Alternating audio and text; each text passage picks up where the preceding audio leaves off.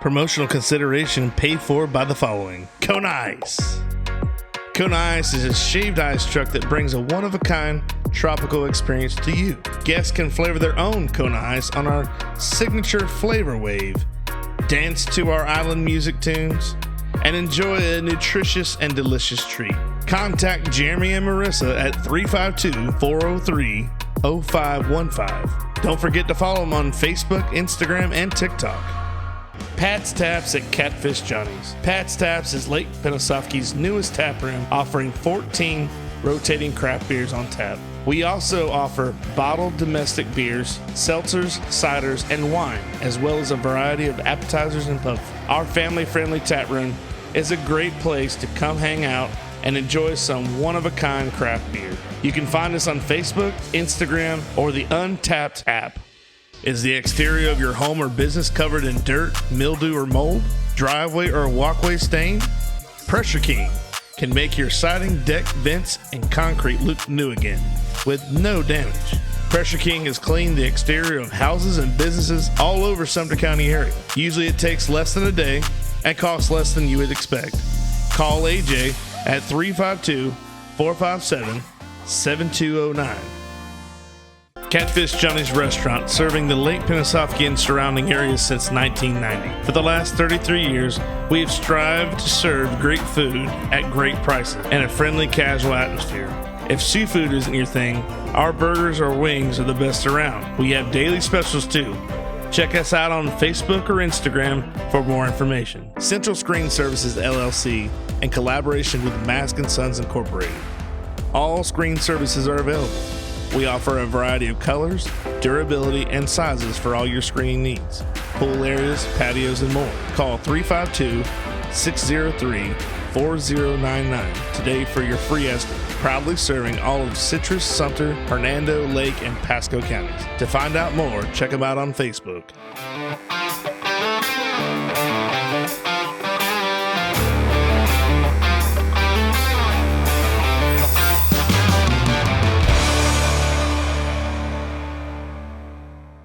I got a special guest today. He's one of the greatest high school coaches in Florida or Central Florida. I'd say in the area, definitely in Florida. He's been around for a long time. We call he's the OG of South Sumter. He started the program, getting where it is today. Coach Sherman, welcome to the Goblay Show. Good morning, Billy. Thanks for having me. I moved up to 4A, and we were the smallest 4A school in the state. Gotcha. So we barely made that line. Gotcha. Well, they repopulated every 2 years, so we dropped to 3A. Mm-hmm. That helped us a bunch. Now we're the biggest 3A school, or one of the biggest 3A schools, instead of the smallest 4A school. Right. So that made a difference in who we got to play, and it helped us at a time when we were struggling. We needed that. That. Let's see. So, and after that, I mean, of course, my senior year. Alan Shirley? Alan Shirley was a year older than me. Oh, so was he? That was my junior year. Yeah. But you had Alan, and you had let's see who else was on there. Clinton Crosley. Clinton Crosley. He graduated with me, so that was him and Matt. Yep. And you also had Charlie Hayes, Corey Moore. Rob Sargent and Josh Miller. Yeah. Josh Miller. Yeah. Man, who else? There was another. I remember. We had the Baker boys too. Jared and Derek. So we had quite a bit of aggressive kids. We had exactly. They were not afraid of anything. No. Those tough guys. Yeah. Tough guys. Yeah, gotta have them. I remember senior year we beat Wildwood. Chris Stokes? Yep. Chris kicked the field goal. So you kind of remind me of the 89 one you said. He kicked the field goal. But Chris Stokes kicked I want to say it was actually an extra point. We'd been penalized. Oh, that's right. And sorry about that. He had to kick the extra point, I think, to tie it, best I can remember. One of the things that stuck out was it was it was not only the Brad Lee thing where he got ejected. Yeah, that's game. Yeah, that was game there because that was a game changer. Yeah, and then also I remember, I don't know if you remember, but I remember the onside kick that you kicked and it went 10 yards. And it was so close, and they were like, "No, it didn't go 10." And I remember watching it on VNN, the highlights, and the umpire, the white hat goes, "It went 10 yards. It went 10 yards." But we didn't get it anyway. No, we got it. We got it. We? Yeah, we got it. But that was a big deal because all my family my mom's side is from Wildwood. Yeah, I'm sorry about that. So I remember at Thanksgiving, I'm popping that tape in. I'm like, "Look at this, guys! Look at this." Showing the highlights, everybody's all mad. Well, the end of the story on that game was we threw a screen pass to AJ Bryant, which happened to be the longest screen you said you've ever seen in your life? Slowest screen you've ever seen. And I don't know what happened, but AJ just kind of milked his way all the way to the end zone, and as fast as Wildwood was. They couldn't catch AJ. And AJ's not fast. He'll tell you he was probably a 4.8 40. Yeah. But we threw a screen pass out there. He caught it and made the right move and got down the sideline. Yep. And he scores to win the game. That was huge. That was a big to take it back, unless I'm wrong, I think that put us tied it. And then we got a penalty for celebration. Move the ball back, and Chris Stokes kicked the extra point for us to win by one. One point. Yep, we won by one. I remember that. Yeah, that was it. And so that's and then I graduated, and then a whole new regime came in. Well, I remember my senior year, and for those who are probably asking, no, I did not play football. I was the manager. Yeah, I helped. That's how I got to know Coach Sherman. I formed a good relationship with. He called me Goby. "Oh, Goby, come here, and I need you to get these helmets and blah, blah, blah, and the water and whatever." I loved it because I just love being around the guys and a part of the system there. But I remember that Coach Howman, he was the JV coach at the time. Yeah. And he was like, all the freshmen, that was Ben and Earl and all them, Garrett. And so he's like, "All right, if you're on JV, you're moving up because I got my squad coming from 8th grade." He was so content about having that. I mean, he loved those guys. They were good. Absolutely. You could always tell they were ahead of the game, coming in as 8th graders. They're going to play JV, Yeah, you talk about Keith, we were still working on trying to put a staff together. And Keith Hyman just came kind of out of nowhere and came in and interviewed kind of like I did, and showed up in a truck that was dirty and beat down because he'd been working so hard. And we interviewed him pretty quick. And I told Mr. Edwards, I said, "I think we need him. Sign him for a lottery." Yeah, sign him. Well, he hit the ground running and hadn't stopped yet, I don't think. But he was a great find for us. It was really important for us to get him. Coach Allen, he's a very valuable asset. Absolutely. And what makes him so valuable is he's a go-getter. So, you sit around and talk about things you need to do. Right. Well, he'd get up and go do it before you got the meeting finised, Oh, yeah. We need to cut the grass. And you look around, where's Hyman? Well, he's out there cutting the grass because we need to get it done. Yeah. So, he's get up, let's get this done kind of guy, and you need those guys. Yeah, I've seen Keith sitting at where it's pregame, and they've got everybody in the weight room, and they're going over the fundamentals, what we're trying to do for the game, and Keith's sitting there, you can see him. He's like, "Is that door locked? I gotta go look." He's just so. He took care of it. But he takes care of it, and that's the thing is you never do. Huge guy to have in our program. Oh, really no was. Field, keeping the field immaculate. It's those things that coaches don't. Everybody who wants to be a coach doesn't think about the things like cleaning clothes or striping fields or mowing lawns or picking up weight room stuff or picking up locker room stuff or taking a kid home. Things that go unnoticed if you haven't coached. Right. But the great thing about Keith is you didn't have to say, "Hey, Keith, would you go do this?" Yeah, it was done before you could ask. Absolutely. So, just so important to what we were doing. Yeah. Okay, so it's in 2001 rolls around. You got AJ Bryant. He's your senior. Yeah. I'm assuming he's the captain. I really wasn't around that area because AJ was a captain along with Nathan C. and LaCorey Benjamin. Nathan C. I remember. Yep. AJ went to Georgia Southern. Yes. And actually had a chance for a moment to go to Central Florida, and they had a coaching change and something went wacky there, but they missed out on a great player. Absolutely. Nathan C. went to South Florida as an offensive lineman, and LaCorey Benjamin could have played college football without a doubt. Very aggressive guy that I just loved coaching.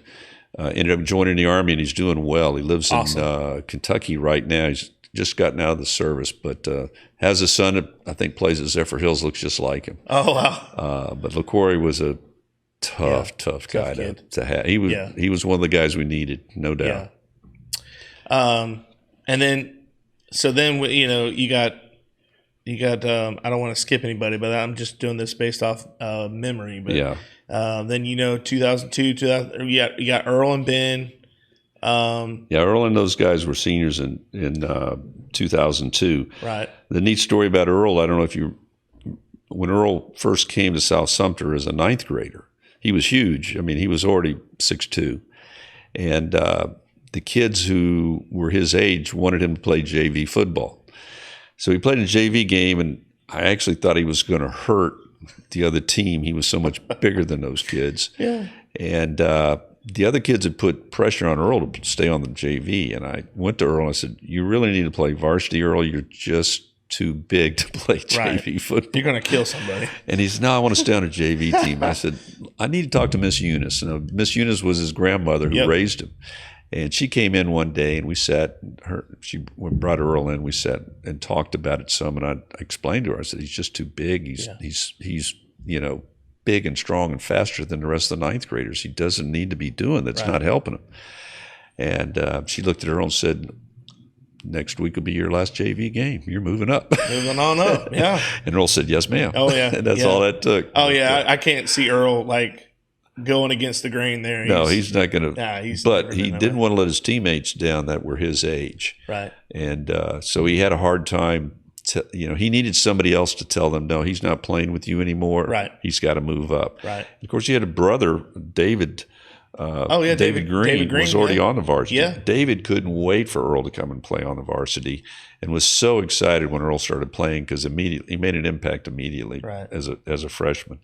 But right before he got there, we had Moses Arona, who was a fullback for us. Moses, and Blugie, Brandon Irvin was a receiver, defensive back who was a great player for us also.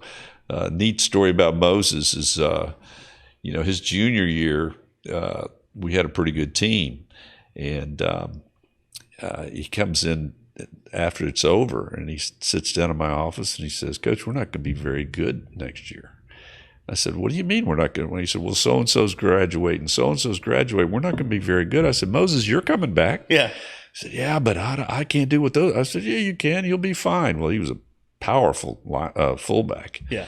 We had the exact same record that we had the year before. Nothing's changed. And I had to remind him. I said, "Moses, just so you'll know, we did just as well as we did last year with you being the captain." So, right.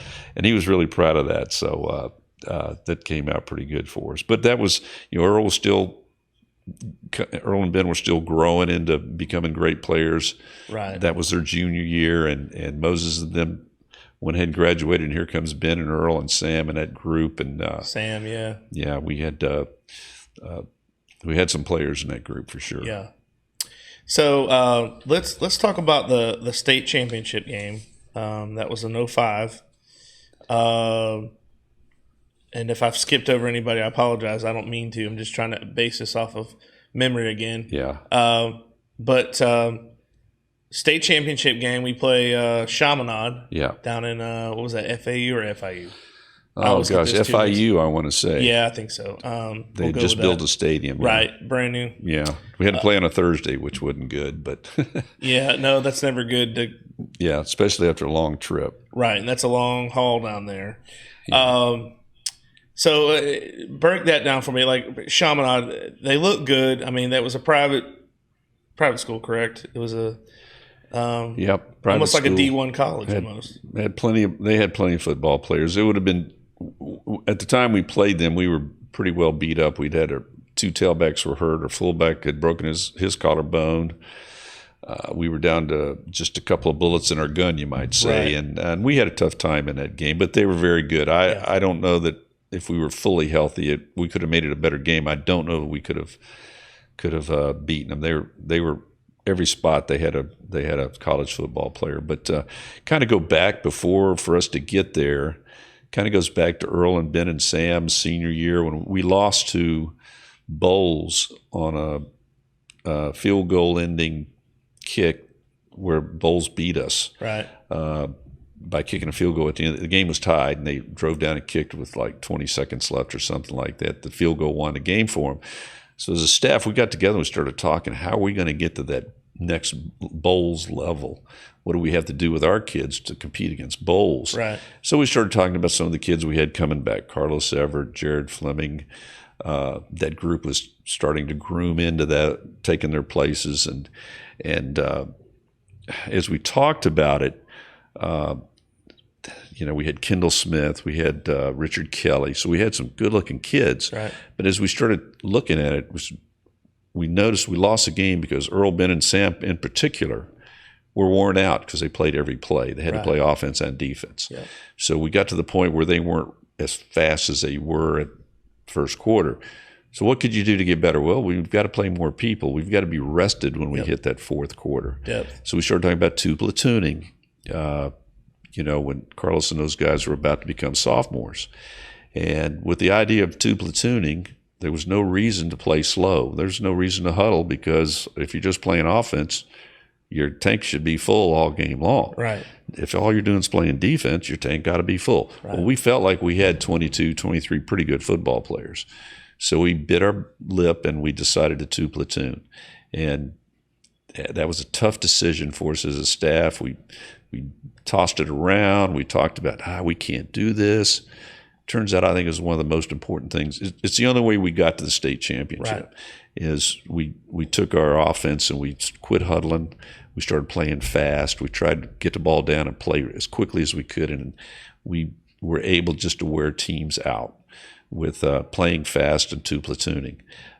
Some of our average football players became starters and liked it because they knew they were going to play a lot. So consequently, they worked harder at maybe playing defensive end than they would if they were a true second team player. Right. So by the time we got to that 05 group, we had some really, we were pretty good in every position. So I think that two platoon, no huddle scheme really lent itself at that moment in time in the middle 2000s, mid 2000s, where we could kind of get a step up on, especially the Central Florida schools, because nobody else was trying to two platoon, nobody else was trying to play fast. Right. And now it seems like everybody does. Yeah. But we were trying to snap the ball within 15 seconds of it being marked. That was one of the, and I think that really, and we practiced like that. So we didn't, we were in such good shape because we practiced fast that, we were just wearing people out by the third quarter. A lot of the teams we were playing were tired. Yeah. Especially if the kids had to play both ways. So I think that was a huge part of what happened for us to get to the state championship.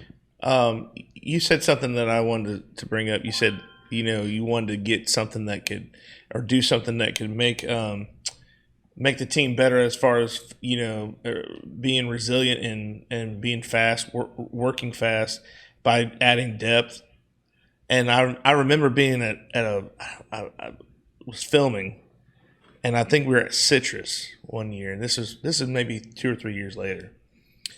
And I remember somebody in the stand saying, "Well, it's not even fair. They got kids that can come in at any time." And I didn't realize, you get so used to that you don't even realize everybody else can't keep up. Right. And then when the fans notice, it's like they always compared it to the University of Miami when they had all them studs. Their second string guys were just as good as the first string guys. Right. And that has a big. It helps out tremendously, even psychologically. Yeah, because they're tired and exactly, and they don't want to keep going. Right, and most importantly for us, our next best players got better because they got so many reps. our again, because you're playing 22 kids instead of 11. If you want to call them a second 11, they were more interested in practicing because they knew they were going to play. Right. And consequently, they worked harder for you and they became competitive. Right. They didn't want to let anybody down. So Yeah. I think it really fell into play for us nicely. Next thing that happened is our true seconds got better because we had 22 first stringers and we had 22 second teamers. Yeah. All of a sudden our roster grew. Yeah. And that's kind of how we got to 60 players. I mean, because the kids knew they had a chance to play. Yeah. What's funny about that is, we played, I'll never forget this. We played, it was Wiki Wachi's first year. I think Kiki was a senior then. Yeah. And I look over, I'm on the home side up there up in the crow's nest. And I look over and we look like the British. Like, they would line up in the lines, like, it looked like we were going to fight a battle, and we had way more people than they did. They had maybe 20 kids. Yeah. And it looked like we were all spread out. It looked like we were about to do some damage. Yeah. And I thought it was, you just kind of, you pick up on little things like that. You go, sure. Man, look at the difference. Look at our sideline. Look at their sideline. Yeah. And how much, how just the two spectrums, how different they are. Yeah. As I got older, I didn't enjoy those games because they weren't competitive. We were not trying to brag. We were so good. Wiki Wachi couldn't play with us. Yeah. I think we had to play them because we were in the same district, but it wasn't fair to them. They weren't ready to try. They weren't ready at that time to try to play our program, and it didn't help us to play them. True. So we had to play it, but it wasn't. As a coach, you're dreading it because the only thing that could happen is you lose a player because of an injury for a foolish reason. Right. And, you don't have to play hard to win. So you're not going in the right direction when you don't have to play your best to win, True. And at halftime, you got all your stars with their pads off. Yeah, they're done. Yeah, they're sitting there relaxing. Now, the second group loved it. They got a half. They got a full half. Exactly. It was great. Going back to after the state championship game, what was your next? I mean, a lot of people don't realize that we had to play Bowles and we had to play Madison, and it seemed like that was an every year occasion. And then you get to where you get past one, and then you wouldn't get past the other. And then one year we finally get past both of them. And it's like the door prize is, hey, here's another good. You know what I mean? Like some teams fall in it and they can set it up, and sometimes they don't have to fight as hard to get in. But it feels like we had to have a street fight to get into a bar fight. You know what I'm saying? It was like it was kind of like, wow. You know what I mean? Oh yeah. A lot of people don't realize that. They don't get what we.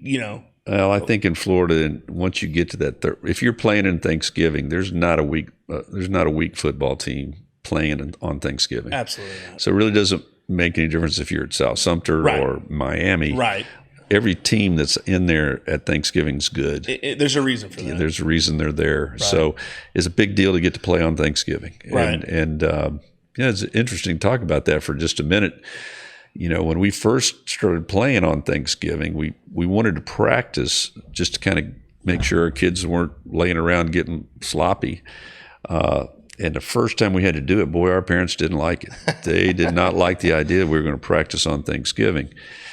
And so there was, what can we do to make that better? Well, we made it better by inviting the dads, because normally dads don't get to come and watch practice because they're at work. Right.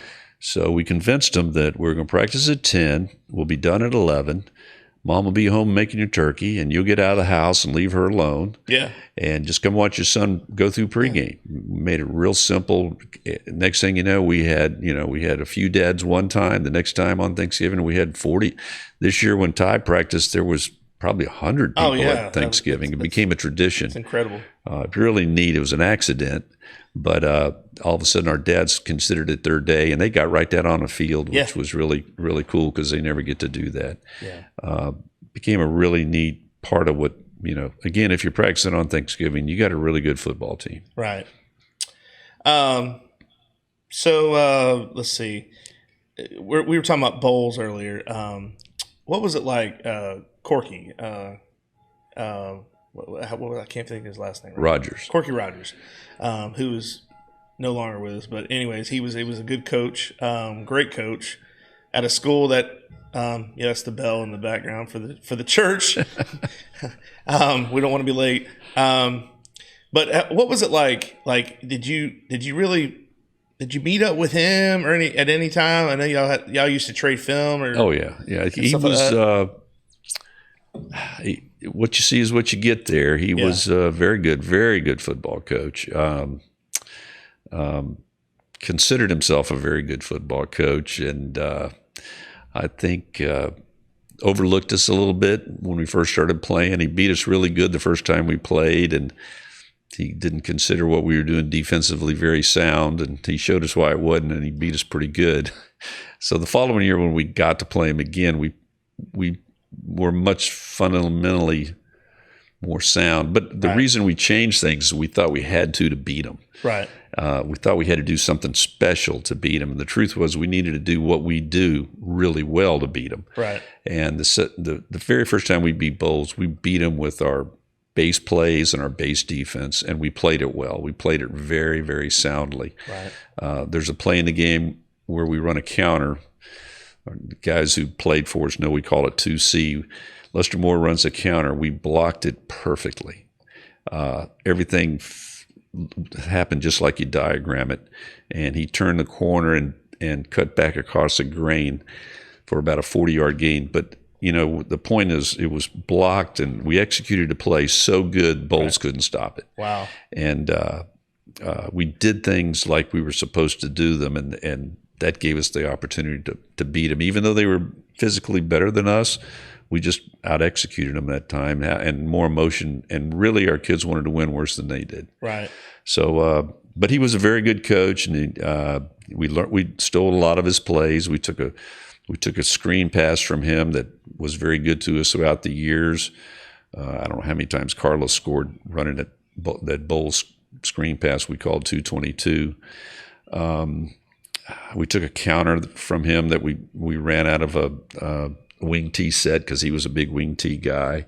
We found some other plays, found a play action pass that he worked on third down, and we started using it. It was a very good play. So we learned from him. I mean, anytime you play a great coach, you need to learn what they're doing something right. So we stole some stuff from him, and it helped us. But it was anytime a school our size is playing somebody like them, they're in Jacksonville at the time had 2 million residents. Oh yeah. And we're in Slim Bushnell. pickings. We're in Bushnell with 2,000 residents. Yeah. So it's tough. Yeah.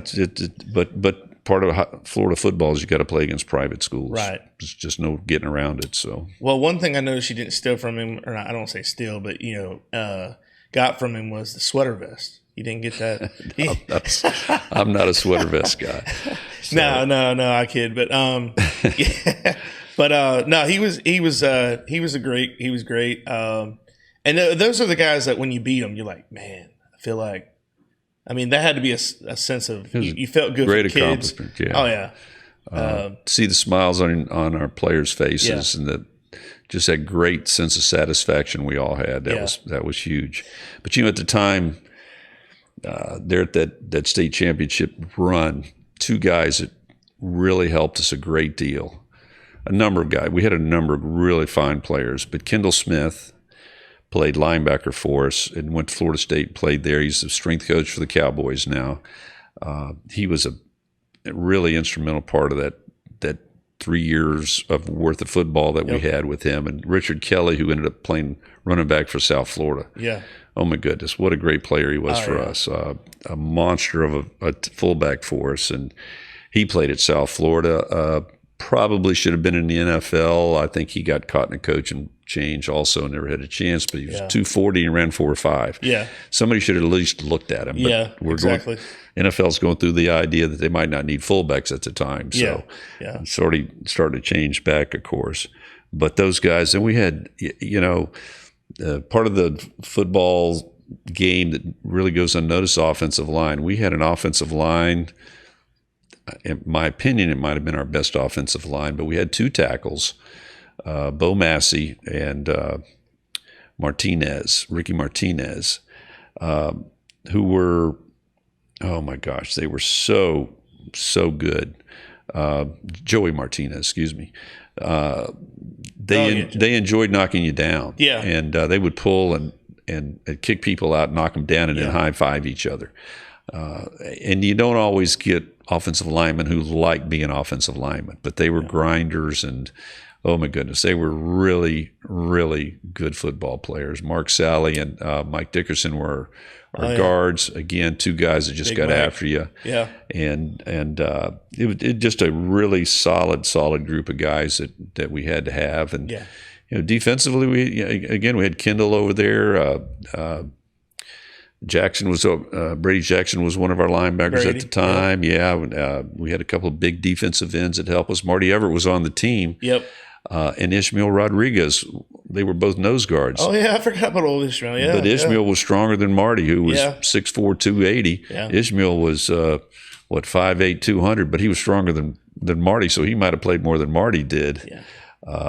But there was a really special group of kids who understood how to play team football and made that really gratifying to coach those. They got along well, and they wanted to make sure they were prepared to win. That was really cool.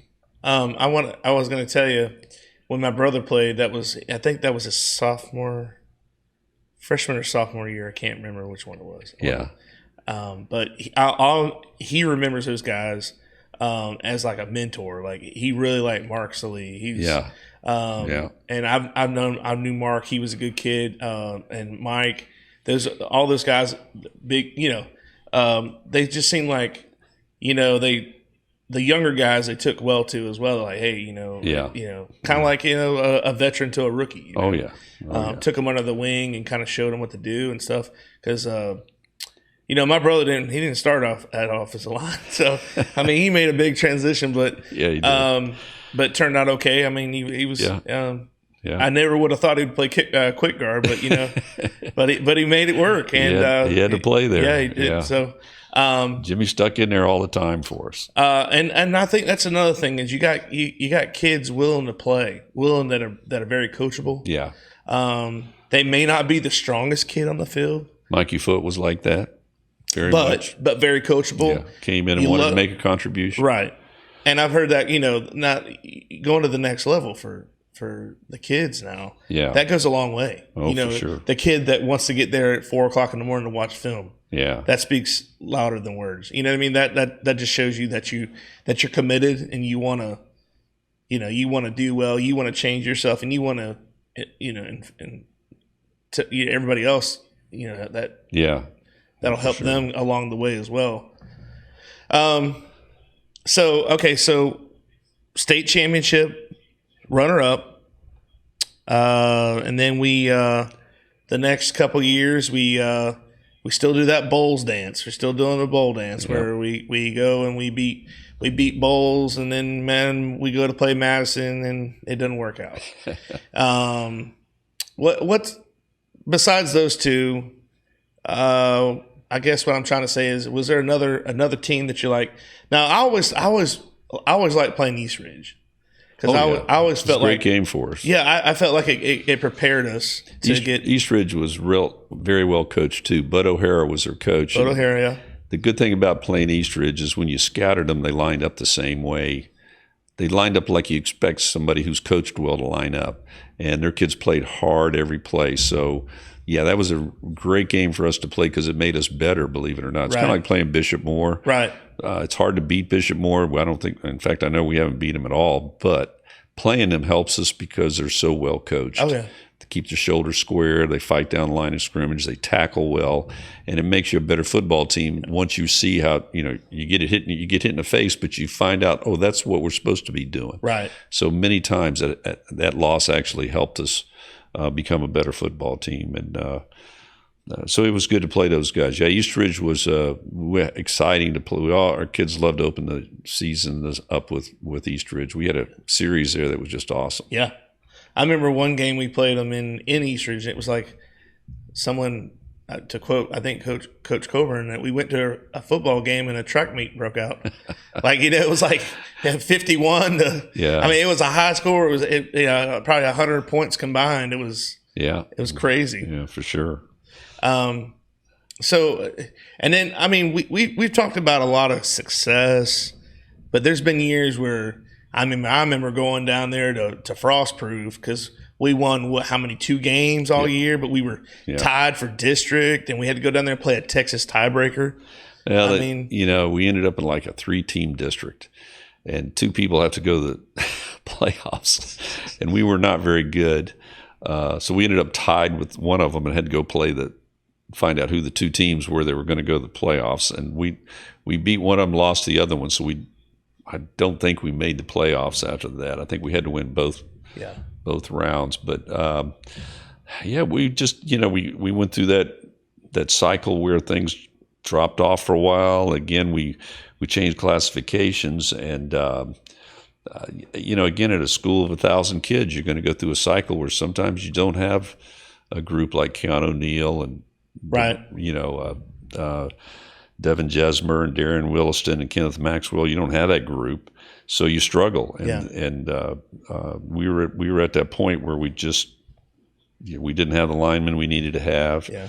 We had some very good players. Nick Martinez was still there. Michael McCrimmon was there, who was one of the best players maybe we've had in a long. Yeah, Mike McCrimmon was. Yeah, he played at Wofford and had a great career there. Just a great guy. Gilbert Flores was on that team. Oh, Gilbert, Yogi. One of the Vera boys was Oscar Vera played there. Oscar he played well, but we didn't play well. We ended up 2-8, and we weren't full of football players like we wanted to be. Right. Good news is we got to 2011, things got better. Ian Pappenheim became our quarterback. That helped. Ian was a big, strong kid who we always felt like never played his best, but he had a lot of insecurities about playing. Wasn't sure, didn't have the confidence in himself to be as good as we thought he could be. Right. The neatest thing that happened with Ian was, we were playing, Stark Bradford at home, and it was a game we had to win to make the playoffs, and we scored to tie the game, or we were 1 behind. The game was about to end. We could kick the extra point to tie it, or we'd go for 2 for the win. So we called timeout. Kids came over, and I talked to Ian about could we get this extra point. Ian had a great moment and said, "Coach, let me have the ball. I'll make sure we get it." So we ran a fake to the fullback, quarterback keep a misdirection play on the goal line, and he got it. Wow! And it was a huge play for him, and something I'll always remember, seeing his confidence change. Yeah. Because he knew he could get that, and what a great moment for us. And we won the game because of it. So, we went 8-3 that year, and Ian really made a lot of progress at that moment. And then, of course, 2012 gets here, and we got Keanu O'Neill and Darian and a bunch of guys that love to play football and love each other, and we took off again and had just a great season with them, and probably had a great game against one of the Jacksonville schools, Rains. Yes, Rains. That was a close one. That was a barn burner there. We won by 1, and they went for 2 at the end of the game. We stopped them. But and Keanu hurt his ankle on almost the first play of the game, so we had to pull him. Defensively, we still played lights out without him. Right. Our kids played well at that time. So just a great group that again pushed us into the got to practice over Thanksgiving again. So another great football team for us. I wanted to talk about Keanu, Kiki. A lot of people, they already know who he is, but they don't realize the work he put in. And I can honestly, I'll tell you, because you watch a lot of the kids at that age, they want to talk about what they're doing that after the game or what they're doing this weekend. We're gonna go here, we're gonna go there, and it was all business. Yep. And it was the first time I've ever seen anybody be so focused, so dialed in that it was amazing. It was almost like he was ahead of his time. And I'm sure Boo was like that too. That's probably where he got it from, his family, putting in hard work. But I've just never seen anybody focused, dialed in before a game. Now, I've heard it takes him 3 hours to stretch for a track meet, but he's putting the work in though. No, I'm just kidding. But he was pretty good on the track, and he was pretty good on the track. Hurdle man. But but a lot, like when he was going through the recruiting process and Florida came, and I can't remember who got the guy who came from Florida, but anyways. Charlie Strong. Was it Strong? Okay. So anyways, he came and all them other guys were looking at him. And I'm sorry, I gave you the wrong name. Charlie was with Earl, yeah. Yeah. It was actually Brian White, who was the running backs coach. He just happened to have our area. Gotcha. But he recruited Keanu. But I think once Keanu visited Florida, he met a guy named Robinson, who was their defensive back coach. He really liked him. Muschamp was just becoming the head coach, and T-Rob was the defense coordinator. Gotcha. And Keanu really liked him. Yeah. Really liked him a lot. And it didn't take him much after that to decide he wanted to go to Florida. Right. Not many people would know this, but he really wanted to go to Clemson. Really? And I said, Clemson? How did you pick Keanu? Who do you know at Clemson? Nobody. I said, well, how did you pick Clemson? Well, I like their colors. I said, if that's what you want to do, I'll if that's what you base them. it on, then go for it. So I sent a tape and a note to Clemson, and never heard a word. They act like they didn't know who he was. Wow. So I guess he wasn't good enough for them. Well, they probably know who he is now. So. No, but I was going to say, that coach there that came from Florida, White, he said all those other guys are looking at like Kiki, like, oh, hey, who's this guy? And he goes, he's with me, and they're all like, oh, okay. So I'll never forget little things like that. But it's funny. I mean, like I said, the preparation and stuff, and nothing against anybody else. I mean, Darian, good Lord, I mean, you're talking about being upstairs and you can hear the defensive calls being played or told, and I've seen Darian on the field call a play. Oh like, yeah, well, you want to run this? And he's like, and they're like, okay, let's do it. And I mean, to be that, smart about what you're doing, knowing what you can do, and it's just amazing. So Darian was a leader on the field. Oh, Darian, no doubt. Awesome guy to coach, and no doubt.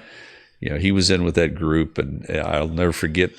One game we had a player that was supposed to set the edge and turn the ball back to the inside. Well, the kid missed it. Ball got around him. And Darian got him by the shoulder pads and looked over the sideline and said, get him out. Get him out. Take him out. He didn't want him on the field any longer because he let the ball out. Yeah. And that's just the way Darian was. He demanded, a lot like Boo, he demanded some excellence, and he didn't want to put up with anybody who wasn't going to do what they were supposed to. But his group was special. Devin Jesmer played with Keanu. Yep. Devin played well. Kenneth Maxwell was a great player for us. He's coaching college now.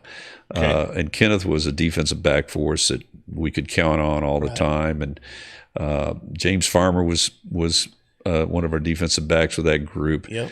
That defensively that year, we played Citrus in the spring. One of the neatest things, the JV or the second group played the first quarter. Yep. So that whole group couldn't play the first quarter. It was driving them crazy. Oh yeah. It was driving them crazy. I think Citrus was winning 6-0 after the first quarter. Right. When the quarter switched, our defense was so quick to get out there. We didn't have time to talk to them. Yeah. Well, the first play, they blew up the guy with the ball, and it hits the ground. We pick it up and scoop and score. And they didn't come close to scoring anymore after the first defense was out there. So it was one of the best defensive teams I think our school's ever had at that particular time. Coach, I remember that game, and I remember it looked like you had when you have a pit bull on a leash or a cage, trying to pull them back. Yeah, pulling them back like you always see them in fights and stuff. They're pulling them back. And I remember when that quarter sounded, they hit the field like a bunch of dogs. It was over. Well, oh my gosh. And I remember laughing so hard because I'm like, look at them, dude. Yeah. And they're if you have to ask if they're ready, then you need to check, you need to, they were ready to go. They're going. They were fun to, again, so prepared and so willing to work at being prepared. That's, that's what makes coaching so much fun, when you have kids that understand the preparation is going to pay off for them. And they understand it's not about just them. The guy next to them has to be good. The guy on the other side has to be good. Everybody's got to be willing to take care of their assignment. And when you get that, you have a good football team. Right. doesn't do you any good to have one great player if the other 10 players are not interested in taking care of their own business. Right. So that really helped. Zay Story was a guy that played corner for us too, long about then, and Zay was not a big guy. Probably one of the most IQ football nut I've ever coached. Right. He knew plays before they happened.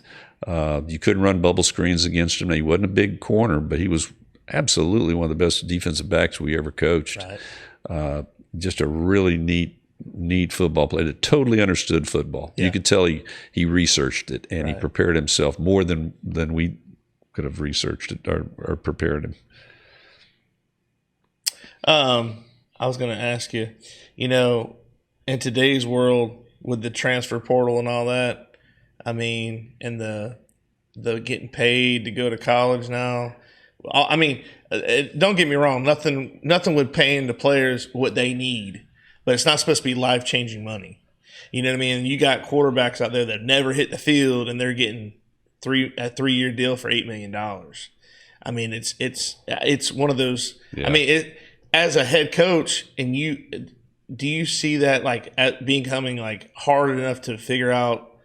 Like keeping kids on the team, like what do you got to do to keep them on the team? How do you make them happy? I mean, what would you? I mean, what are your thoughts? The portal's way beyond me. I can't give you a good answer for it. But high school wise, what's tough is just the fact that we're in a free zone where kids can go anywhere they want. Right. And the moment that the coach upsets one of them because he didn't.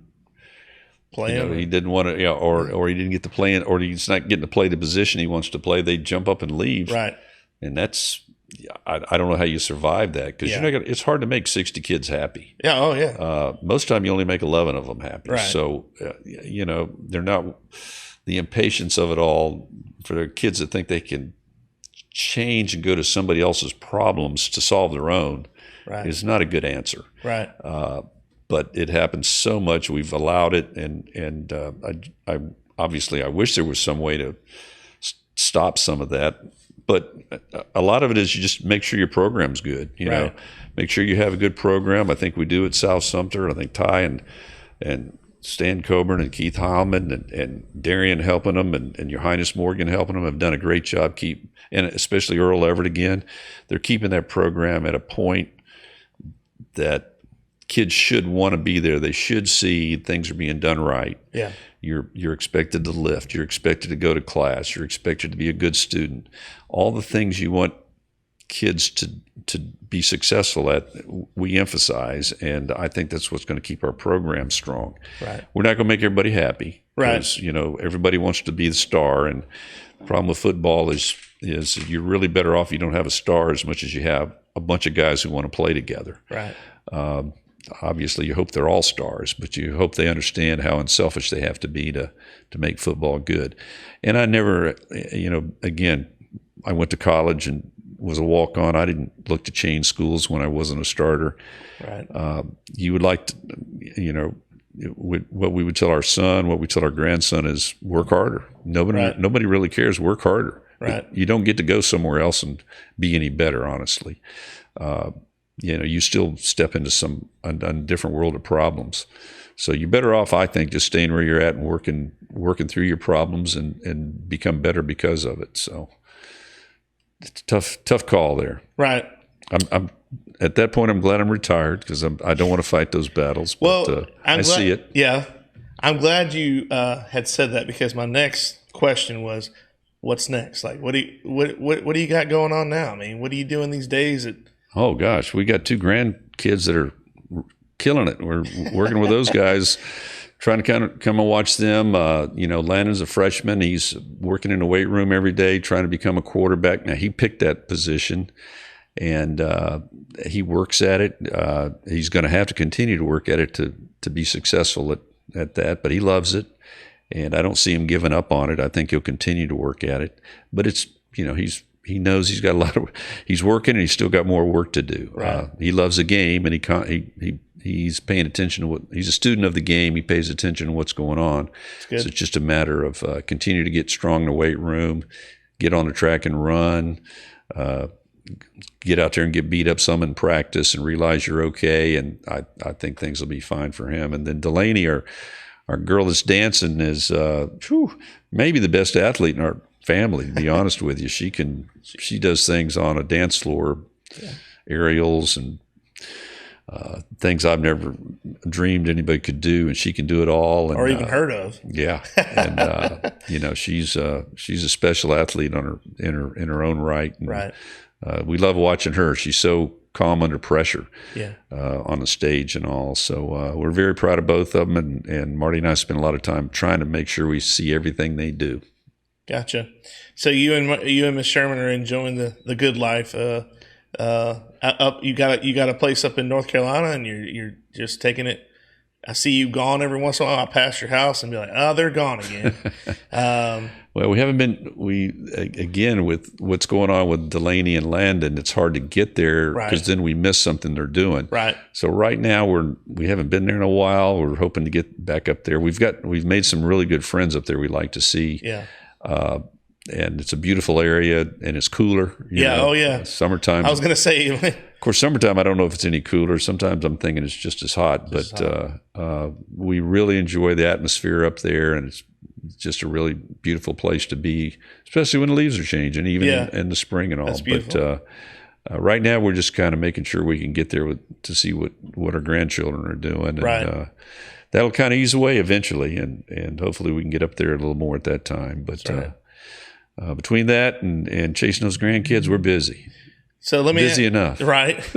So I guess my final thing I'm going to ask you is everybody that's ever played.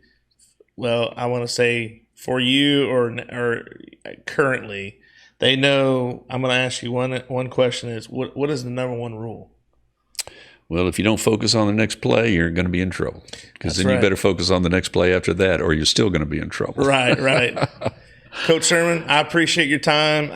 I wish you the best. You've been a great friend and mentor to so many people.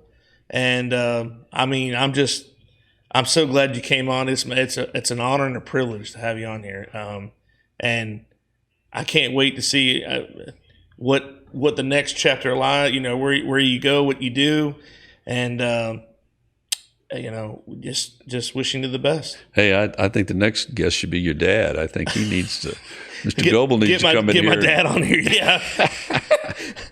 Maybe if I can talk him into it, I might have to pay him to come on here. Who knows? You know, I'm sure I've told you this, but your dad's really special to me. He was always around and helping us when we were at the high school, and he's a good friend. Glad I got to know him. He's really cool. He's really an important part of my past, and hopefully I get to see him every once in a while. Yeah, he stays out of trouble. He stays out of the loop. He stays out of eyesight of anybody. He likes to stay home and sleep a lot. That's what he does. But hey, listen, I appreciate your time, and we're gonna have you on again some other time. Just we'll figure out when, but I'd love to have you on again, and we'll do something with some highlight clips or something. Where you can kind of, we'll do like a breakdown session where you can tell us what's going on. Just give us the old John Madden there. What's going on? We'll do it, Billy. Thank you. All right, I appreciate you coming on. Hey guys, this has been the Goblay Show. Thanks for joining in. We'll see you next time.